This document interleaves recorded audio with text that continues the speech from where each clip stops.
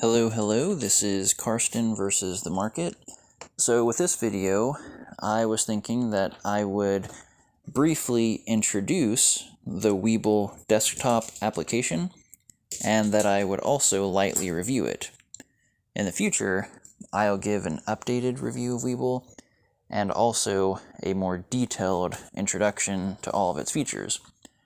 For now, I'll keep it simple, and just share some of the basics, as well as a few of my opinions about how Webull works. So in my recent videos, I was using Robinhood because I consider the options trading with Robinhood to be very simple in its presentation. However, with Webull, I like trading shares here better. There's a lot of platforms I use and like for different purposes, especially.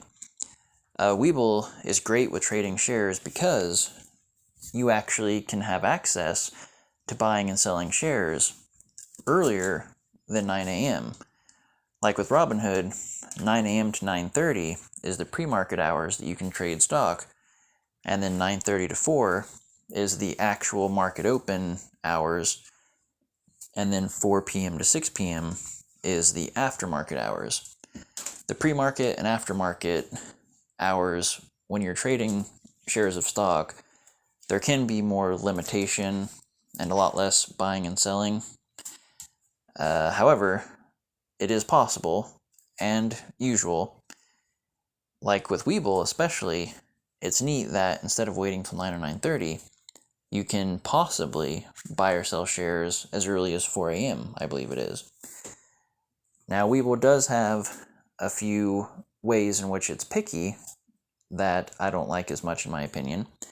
For example, if it's midnight and I want to go ahead and set an order for a particular stock to buy or sell, I can do that with Robinhood, and the next day that order will automatically process when possible. However, with Webull, I've not yet found a way to do that.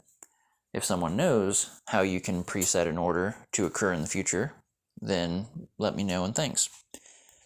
Now, Webull also does not like to let you buy penny stocks where the value of the stock is less than $1. So like if you wanted to buy shares of Sundial right now, SNDL, it's at about 40 cents per share. You could not buy that stock unless you at least buy 100 shares. Robinhood will let you just buy 1 or 2 shares if you want, but Webull, if you want to buy shares of a stock that has less than $1 per share value, then you need to at least buy 100 shares minimum. Also, this is basically the main account page for the Webull app. When you're logged in and you select the middle Webull icon from the bottom menu, this is where you'll see your stocks and options that you're holding. This is where you'll see your buying power and your account value. You'll also notice that your buying power is technically a different number from your options buying power and your cryptocurrency buying power. I figure it's the same with a cash account. However, with the margin account that I have with Webull, they like to wait a few days for your bank transfers to settle in Webull before they allow you to use that new capital on options or cryptocurrency, probably because they consider them more volatile.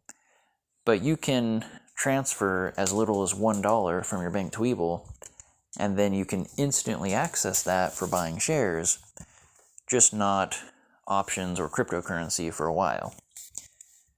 Now, with that said, this page here has a few other features like the profit and loss history of your account, your order history, your transfers, etc., as you can notice from the top there. However, I'm going to skip over that due to it being a little bit more detail-oriented and possibly having some personal information of mine. So instead, from the bottom menu, I'll select Markets. This Markets page is pretty interesting. Up top here, you notice where it's tracking the major index funds. And you can scroll through, and here's the IPO Center, where you can buy IPOs that haven't fully launched yet, which can be a neat strategy for trading. There's a lot of stocks that are pretty good, and their share price skyrocketed the day that they were listed. The IPO, of course, being the initial public offering. Like if you made a private corporation and then you decided to go public and have a stock, your IPO would be when you get a bank to help you launch a stock for your corporation. So scrolling further, there's more information, and this feature is pretty neat and useful right here, the top gainers. So this basically shows you in real time all of the stocks that are rallying the most currently, or in this case, that did rally the most today, now that it's after hours. There's also a top losers list where you can check all of the stocks that have lost the most value currently, or so far today, or in this case, earlier today while the market was still open. Most active is similar. It's mostly, what has the most volume, what's been selling a lot or buying a lot. Then there's some other lists, such as popular options or best performing ones and so forth. The desktop application gives you access to a lot more features, or at least it's a lot more of the features all available at once. But the mobile app is pretty great too. There's actually, at the top here, I can change it from US to Explore, and there's more categories that you can check through. The screener, I believe, is actually a searcher where you can search for stocks, like stocks that have earnings soon, stocks that are less than $1 per share. The screener allows you to search for specific stocks that fit certain molds, which can be pretty neat. The calendar here showing you stocks that have earnings or dividends or reverse or stock splits soon can be pretty cool. Here's a list of stocks that are setting new records for how high their current share value is or how low it is compared to the current 52 weeks that we're in. And there's some other interesting categories as well. Next, I'm going to select the Cryptos tab here. This shows all the different cryptocurrencies that you can trade with Webull. I don't know if it really offers a lot of features in terms of a wallet and being able to transfer your coins to people or to other platforms and wallets. Like if you wanted to buy Bitcoin and transfer some of it to a flash drive wallet or to your Coinbase account, I'm not sure if you can do that. I think Webull and Robinhood both kind of own the coins that you buy.